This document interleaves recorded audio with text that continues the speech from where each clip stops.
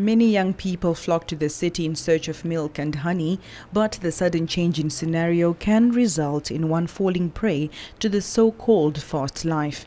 This young lady relocated to Windhoek when she was 17, and she soon found friends who were familiar with the nightlife, but on this particular night her life would change. Usually when we do stories of this nature, we are immediately prepared to blur out the victim's face, but in this particular incident, this brave young lady insisted that we put her face on camera so that she can hopefully speak out to thousands of young girls out there.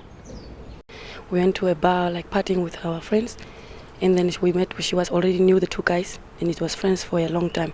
Then we went to his place, they were standing outside. It's normally people when we're enjoying ourselves, some stand outside, some going in. That's how we went in. But the house was quiet, and the guy started to touch me, and I said, no, I refuse.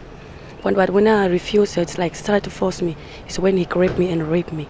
But when he raped me, I just kept it for myself because I could not tell my friend, because now if the world could find out that I was raped, and people will say bad things to me, and even guys will not take me. In that way, I could not take to tell the people and not even take to the police, because I was ashamed.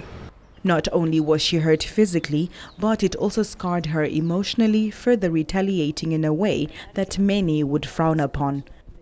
That time I feel useless. Now I'm nothing. So I started dating. I slept with men. Even when one dropped me down, 5 minutes later I have another one. And even although I was pregnant, I slept with men while I was pregnant. It doesn't matter in which way I did, in different ways, selling myself. But I did not sell in public, but it came to my house unknowingly. But people used to see me, they are friends, but no, I was sleeping with even my friends, were friends, yeah. Like most incidences, the alleged rapist did not use a condom, but this young woman says she has found it in her heart to forgive him, and she has learned something valuable. But one thing I learned when I received God in my life, that when I went to Canaan Minister, I found Jesus he's really alive. But if you love yourself, you will get out of it.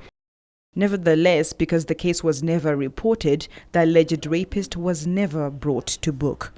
Kuda Chisweto-Brandt reporting for the news on One.